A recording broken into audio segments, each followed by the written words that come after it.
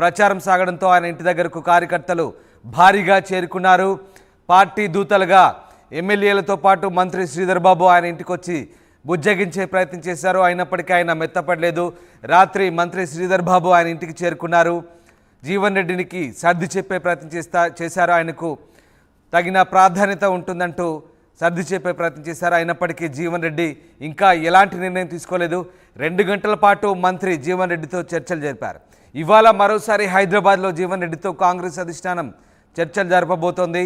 40 సంవత్సరాల సీనియారిటీకి తనకు సరైన గౌరవం దక్కలేదంటూ ఆయన ఆవేదన వ్యక్తం చేశారు. ఇక వ్యవసాయ పనులు చేసుకుంటానంటూ జీవన్ రెడ్డి నిర్వేదం కూడా వ్యక్తం చేశారు. ఈ నేపథ్యంలో జీవన్ రెడ్డిని బుజ్జగించేందుకు కాంగ్రెస్ పార్టీ హైకమాండ్ ప్రయత్నిస్తోంది. ఈ విషయాన్ని సీఎం అలాగే ఖర్గే దృష్టికి తీసుకెళ్తామంటూ శ్రీధర్ బాబు ఆయనకు హామీ ఇచ్చినట్టుగా తెలుస్తుంది. ఇక నిన్న జీవన్ రెడ్డి ఇంటి దగ్గర హైడ్రామా చోటు చేసుకుంది. ఈ నేపథ్యంలో జీవన్ రెడ్డి కూడా స్పందించారు. ఆయన్ని బుజ్జగించేందుకు వచ్చిన మంత్రి శ్రీధర్ బాబు కూడా మాట్లాడారు. ఏం మాట్లాడారు ఒకసారి చూద్దాం. ఇప్పుడు పార్టీలో జరుగుతున్న పరిణామాలు అందరూ గమనిస్తున్నారు. వీళ్ళ కార్యకర్తలు ముఖ్యంగా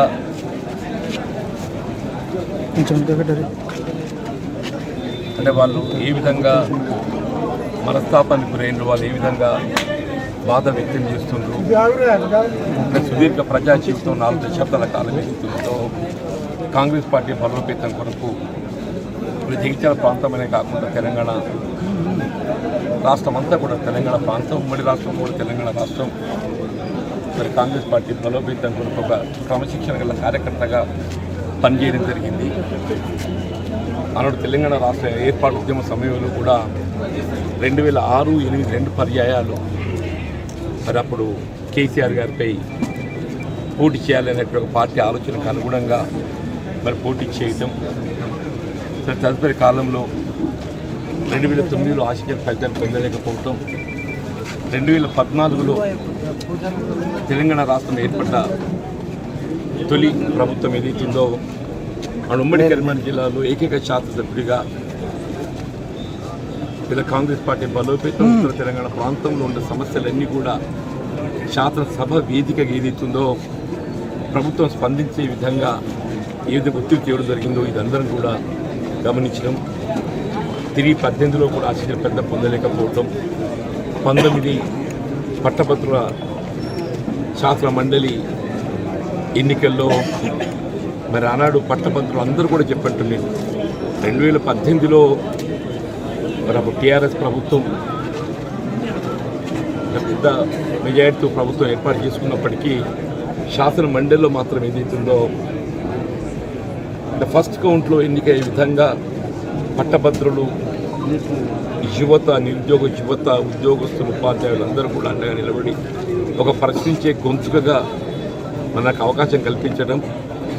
5 సంవత్సరాల కాలం 2019 నుండి ఇవాటి వరకు కూడా మరి నిన్నటి వరకు అయితే శాసన మండలిలో కాంగ్రెస్ పార్టీ ఏకైక ప్రజాప్రతినిధిగా ఏదైతుందో ఇలా రాష్ట్ర ప్రభుత్వంపై ఒత్తిడి తెచ్చే విధంగా ఇలా పట్టభద్రుల గొంతుకగా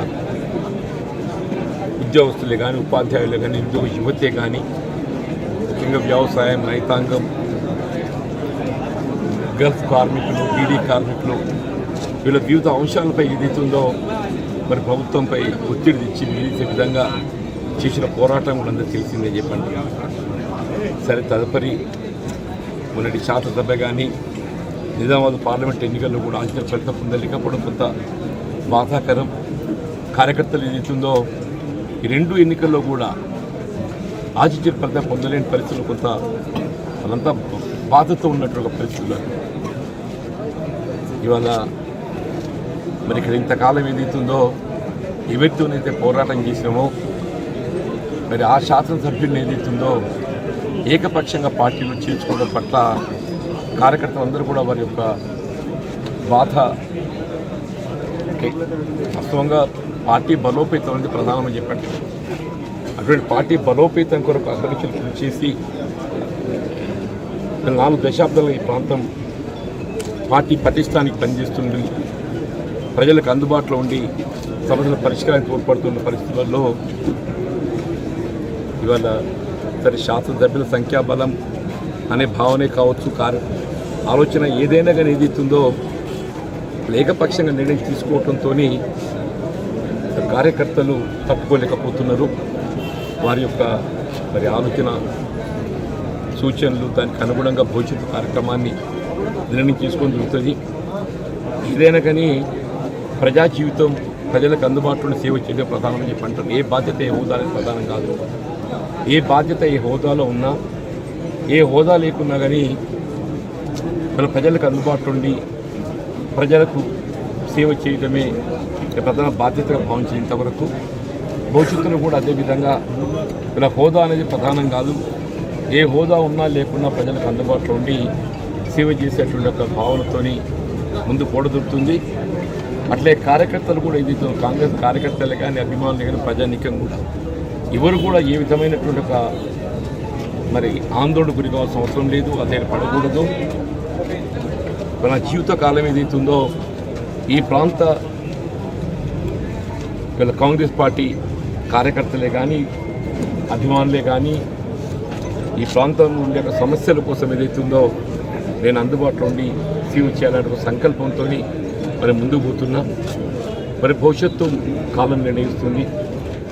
భవిష్యత్తు నిర్ణయం ఏదైతుందో కాలం నిర్ణయిస్తుంది. దానికి అనుగుణంగా ముందుకు పోతుంది.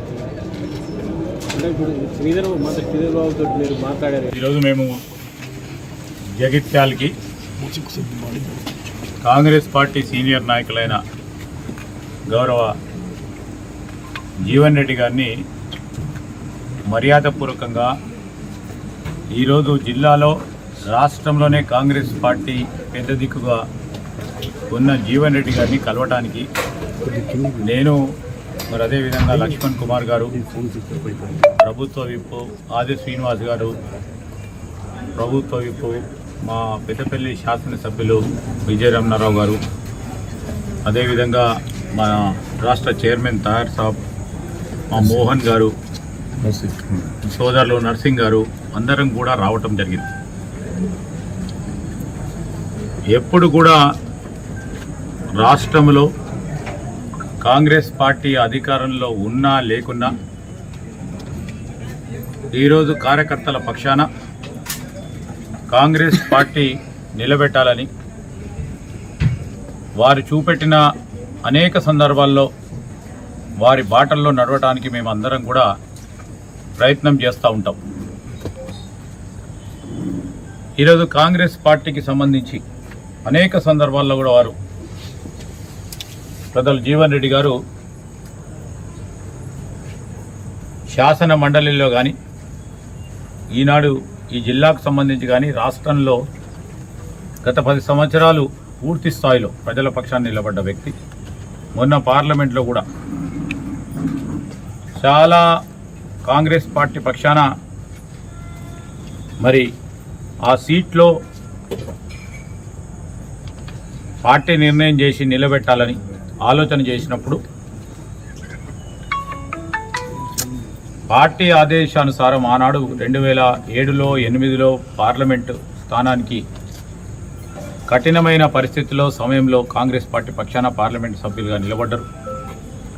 అదేవిధంగా ఈరోజు కూడా మొన్న పార్లమెంట్ సంబంధించి కూడా అక్కడున్న పరిస్థితులను తెలిసి కూడా ఈరోజు కాంగ్రెస్ పార్టీని నిలబెట్టాలి అని వారు ముందుకొచ్చి నిలబెట్టడం జరిగింది. మరి ఈ సందర్భంలో కూడా వారిని మేమందరం కూడా మరి నిన్న జరిగిన సంఘటన విషయంలో పెద్దలు జీవన్ రెడ్డి గారు మనస్తాపానికి గురైనారని మాకు తెలియగానే మేమందరం కూడా వచ్చి మీరు తప్పకుండా కాంగ్రెస్ పార్టీ పక్షాన రాబోయే కాలంలో కూడా పార్టీకి పెద్ద దిక్కుగా ఉండాలని ఈ విషయం అంతా కూడా కార్యకర్తలు అనేక మంది వారి మనోభావాలని వారు పడ్డ కష్టాలని తప్పకుండా మా కాంగ్రెస్ పార్టీ అధిష్టానానికి ఈరోజు మరొకసారి ముఖ్యమంత్రి గారికి, మా ఇన్ఛార్జ్ అయిన దీపాదాస్ మున్షి గారికి, కేసీ వేణుగోపాల్ గారికి, మరి అఖిల భారత కాంగ్రెస్ పార్టీ అధ్యక్షుడు ఖర్గే గారి ముందట ఇక్కడున్న మా కార్యకర్తల నాయకులందరి మనోవేదన